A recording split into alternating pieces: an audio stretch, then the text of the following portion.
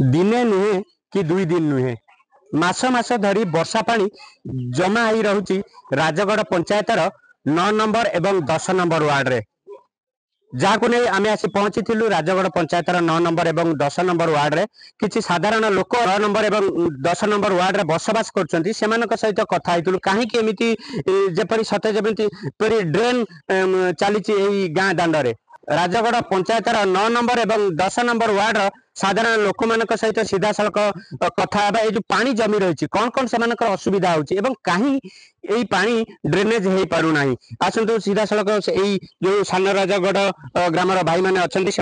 पचारि बुझा कौन कह आज्ञा देखा ड्रेन साधारणतः गाँ भितर जो मुख्य रास्ता रहा मुख्य रास्ता ड्रेन पर देखा कौन कहे आज वर्षा जल निष्कासन जो रास्ता थिला अवरोध किसी लोक अवरोध कर कि वर्षा जल निष्कासन हो पारुनी दीर्घ दिन धरी रहा फल से पानी गुड़ाक पची लोक ज्वर रोग पड़ुंट एवं झाड़ा रोग भी पड़ुंट एठी बेसी हरिजन श्रेणी लोक मैंने बसवास कर जो माने कि बहुत असुविधार सम्मुखीन होती आप शुणी जो पानी वर्षा जन भाई जे कहते जो वर्षा पानी निष्कासन हो पारुनी किसी मुष्टिमेय लोक जो वर्षा पानी निष्कासन जो रास्ता रही अवरोध कर जहाँ फल पानी एठी जमा रही जहाँ फल ये जो हरिजन साही कहते भाई से लोक मैंने साधारण बहु असुविधार सम्मुखीन होती आउ जन भाई की पचार कौन कहे ये जो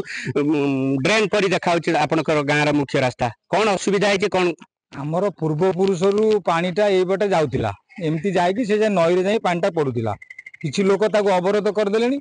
3-4 मास है पानी एमती बंद हो पड़ी जहाँफल पिला माने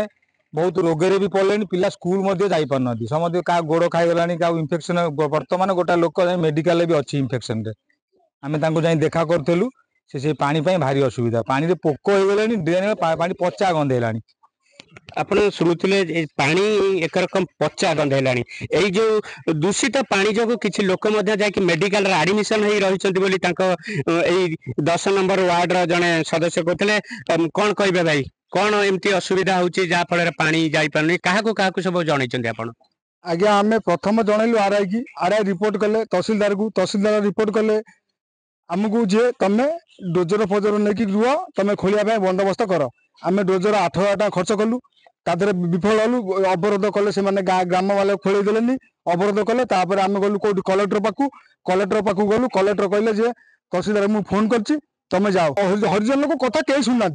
न शुणा सत्वे आम ये पानी पचा पानी जाऊँ ट्यूबवेल पानी से खाऊ बिछा लोक माड़ी सफा करने को सर्व ना कारण आड़े तो आदा करके देलु तहसीलदार कहवा अनुसार आम 8-10 हजार आदा करके डोजर वाला देलु ट्राक्टर वाला देलु आम पैसा खर्च करके पैसा आणु कौन यार एत बाट जीवु केमती जल निष्कासन हम ये बाट आम कर शुणुले जहाँ भाई कह यही ड्रेन जो अवरोध कर जो जगह को किपर सफा करा ग्रामवासी मैंने डोजर नहीं आसी जहाँकि एवं पर्यंत समाधान हो पारे कौन कहे भाई ये जो रास्ता काम क्या सब जन कौन सब एवं पर्यंत कार्यानुष्ठान ग्रहण कर रास्ता बाबद को आम प्रथम आमर महाकुपड़ा तहसीलदार आलिगेसन कलु आलिगेसन कलापर सी आरआई पाखु कले रिपोर्ट आण आरआई पाखु से पठेले आरआई ठीक रिपोर्ट देला तहसीलदार आमर जे आडिशनाल तहसीलदार कहले जे तमें आम गोटे डेट देले कहले यही डेट रे तमें डोजर ठीक कर आमे जाइए पुलिस प्रोटेक्शन नहीं ताकू भांगी दबू आमे पैसा पत्र आदाय करी डोजर मगेलु डोजर पुणी एठी कोठी ऑक्सीजन मिलला नहीं आमे जाई केंद्रापड़ा मगेलु डोजर वाला आसिला आडिशनाल तहसीलदार आसिले पुलिस प्रोटेक्शन नहीं आसिले किंतु कईटा मुष्टिमेय लोक से कौन आगे ठिया हेले बोली तहसीलदार कथार भरीगले किंतु खोलिले नहीं आमे डोजर को पैसा देलु किंतु आमे जानी पारुनु जे कौन पाई पुलिस आसिले पुलिस किसी एक्शन नहीं पारे 2-4 लोक सकाशे क्या प्रेसर पड़ू किए कौन कर आम सब कलेक्टर पाक जाइलु से आलिगेसन करूँ आलिगेसन कलापर सब कलेक्टर कहला जे मु तहसील की जन देते 100 पिला ये स्कूल जाऊँ बैंक जाऊँ 2टा पंचायत लोक पटे जावासा कर सरकार आखिरी टी देखा जाए देला भी सरकार की देखी पारना जानी पारना आडिशनल जो सब कलेक्टर कहले मु तहसील को जन तुम तहसील जोगाड़ कर मुझे कौन से निजे जी परिस्थिति कौन हो निजे आसिले कौन असुविधा है ସେମାନେ କଣ ପାଇଁ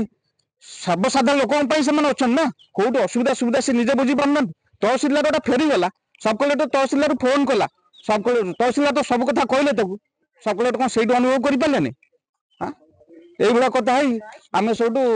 ସବ୍ କଲେକ୍ଟର ପାଖକୁ ଯାଇଥିଲୁ, ତହସିଲଦାର ପାଖକୁ ମଧ୍ୟ ଯାଇଥିଲୁ।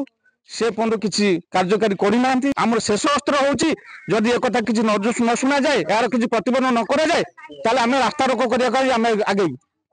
ଆପଣ ଶୁଣୁଥିଲେ ଯୋଉ ମୁଖ୍ୟ ରାସ୍ତା ଉପରେ ଏବେ ଡ୍ରେନ ସଦୃଶ ପାଣି ବହୁଛି, ସେଇ ମୁଖ୍ୟ ରାସ୍ତାରେ ସାଧାରଣତଃ ଛାତ୍ରଛାତ୍ରୀ ମାନେ ବିଦ୍ୟାଳୟକୁ ଯାଇଥାନ୍ତି ଏବଂ 2ଟି ପଞ୍ଚାୟତର ଲୋକମାନେ ବ୍ୟାଙ୍କକୁ ମଧ୍ୟ ଯାଇଥାନ୍ତି। ଆଉ ଜଣେ ମହିଳାଙ୍କୁ ପଚାରିବା, କଣ କହିବେ ଏଇ ଯୋଉ ଡ୍ରେନ ଦେଖୁଛନ୍ତି, କେମିତି ଏଇ ଡ୍ରେନରେ ଯିବା ଆସିବା କରୁଛନ୍ତି? ଆମର ଏଠି ପିଲା ସ୍କୁଲ ଯାଇ ପାରୁନାହାନ୍ତି, କାରବାର କରିପାରୁନାହାନ୍ତି। ଆମେ ପାଣି ଟୋପେ ଟ୍ୟୁବଲ ନେଇ ପାରୁନୁ, କିଛି କରିପାରୁନୁ, ଗୋଡ ହାତ ଘା ହେଇଗଲାଣି ସବୁ। ଆମର ଏଠି କେହି ଗୋଟେ ସାହାଯ୍ୟ କରିବାକୁ ଯୋଉଠି ଯାଉଛନ୍ତି ଆମ ସେମାନେ କେହି ଗୋଟେ ସହଯୋଗ କରୁନାହାନ୍ତି। ସବୁବେଳେ କହୁଛନ୍ତି ହଉ ତମେ ଯାଅ, ଆମେ ତମ କଥା ବୁଝି ଦଉ। ଯେତେ ଶୀଘ୍ର ଆମେ କହୁଛୁ କଲେକ୍ଟର ସାର୍ ଟିକେ ବୁଝନ୍ତୁ, କି ତହସିଲ ଅଫିସର କି ଆରଆଇ ଟିକେ ବୁଝନ୍ତୁ ଆସିକି। ଆଉ ଫୋର୍ସ ଗାଡି ବି ଆଇଲା, ଡୋଜର ବି ଆଇଲା, ଟ୍ରାକ୍ଟର ଆଇଲା, ଏମାନେ ସବୁ ନଉଟି ଗଲେ, କିଛି ସମାଧାନ କଲେନି। ଆଉ ଏମିତି ହେଇକି ରୋଗ ବେମାରରେ ପଡିଗଲେଣି। ଆଉ କଣ କରିବୁ? ଆଉ ଆପଣ ଟିକେ ବୁଝନ୍ତୁ। ଆପଣ ଶୁଣୁଥିଲେ ସମସ୍ତଙ୍କ ମୁହଁରେ ଗୋଟିଏ କଥା, ଯେ ଏଠି ଯୋଉ ପାଣି ଜମା ରହିଛି ସିଏ କିପରି ନିଷ୍କାସନ ହେବ ଏବଂ କିପରି ସାଧାରଣ ଲୋକ ସୁବିଧାରେ ଚଳିପାରିବେ। ଯଦି ଏହି କଥାକୁ ଠିକ ଭାବରେ ପାଳନ ନ କରାଯାଏ ବିଗତ ଦିନରେ, ଯାହା ଗ୍ରାମବାସୀଙ୍କ କହିବା କଥା ଯେ ସେମାନେ ବାଧ୍ୟ ହୋଇ ରାଜରାସ୍ତାକୁ ଓହ୍ଲାଇବେ। ମହାକାଳପଡ଼ା ରାଜଗଡ଼ ପଞ୍ଚାୟତରୁ କ୍ୟାମେରା ପର୍ସନ ପୃଥ୍ୱୀରାଜଙ୍କ ସହିତ ନୟନମଣି ସାମଲ, ନନ୍ଦିଘୋଷ ଟିଭି।